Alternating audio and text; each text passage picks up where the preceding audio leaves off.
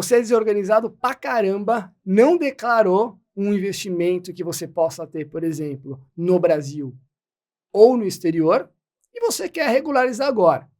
Você pode fazer isso, você pode incluir ele nessa nova RCT e pagar.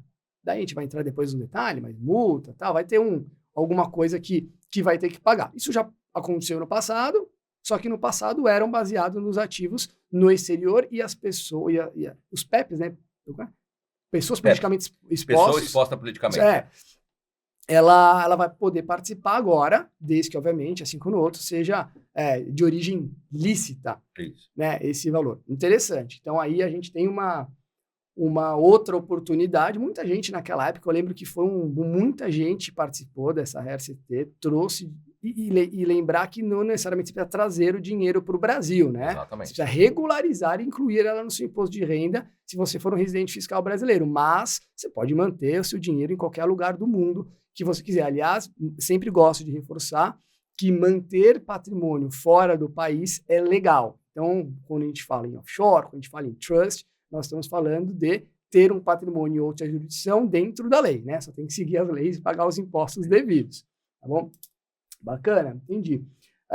E tem mais algum ponto de diferença, além desse pessoas politicamente expostas e poder fazer aqui no Brasil também, que seja mais relevante? Senão eu vou mudar um pouquinho de tema aqui para a gente falar sobre como que faz esse processo de adesão a esse novo RCT e quais são os prazos que as pessoas têm que fazer.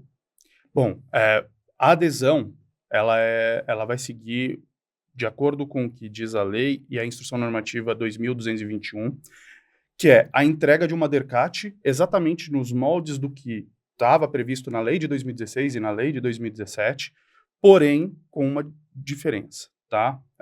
Em 2016 e 2017, a Receita Federal disponibilizou para cada contribuinte que fazia adesão ao programa uma tela especial de declaração específica, que era a DERCAT, onde você preenchia esses dados manualmente, dados como dados do ativo, qual era a origem, qual era a moeda, qual era o valor, e você conseguia, então, ao final desse programa disponibilizado pela Receita Federal, fazer o cálculo e imediatamente era emitido o DARF. Para esse programa de 2024, a Receita Federal pede que o contribuinte entre no seu ECAC, no ambiente virtual da Receita Federal. Ele tem que acessar requerimentos web. Em requerimentos web, ele vai acessar DERCAT. Dentro da DERCAT, tem um problema que não existia em 2016 e 2017.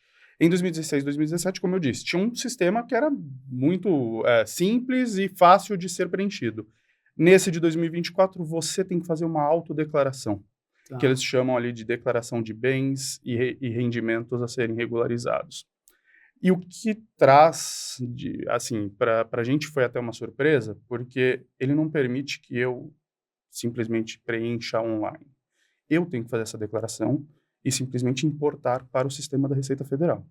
Então, eu, contribuinte, tenho que, primeiro de tudo, fazer a declaração com todas essas informações, passar para a Receita Federal, vou gerar um número de processo de DERCAT e, ao final, sou eu quem vai emitir o DARF para pagamento do imposto. Então, se eu estou falando agora de uma adesão que eu tenho 90 dias, né, desde 16 de setembro, então tenho o prazo até dia 16 de dezembro de 2024 para fazer a adesão, pagar o imposto, retificar a declaração 2024-2023 para a inclusão desses ativos. A gente está falando de 3 meses super corridos, que não era algo que eu tinha... 2 meses e meio agora, né? Exatamente. O negócio encerra 15 de dezembro. 15 de dezembro. Não era algo que eu tinha nas 2 primeiras fases, né? No de 2016 eu tive praticamente um ano todo, né? Comecei em maio e fui até dezembro. De abril até outubro. Exato. E depois adiado para dezembro, né? Não, na verdade você tinha outubro para pagar o imposto e até dezembro para retificar a declaração.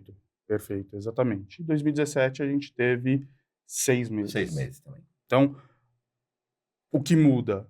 prazo, com toda certeza, porque hoje eu tenho mais urgência para falar com os bancos lá fora, eu tenho mais urgência para tratar com contadores e advogados no Brasil, para fazer essa adesão, e eu ainda tenho a preocupação que, dependendo do volume de bens, vou ter que fazer uma autodeclaração bem por bem, ativo por ativo. Nossa. Na verdade, o prazo encurtou e o procedimento de adesão ficou mais complexo e mais sujeito a erro.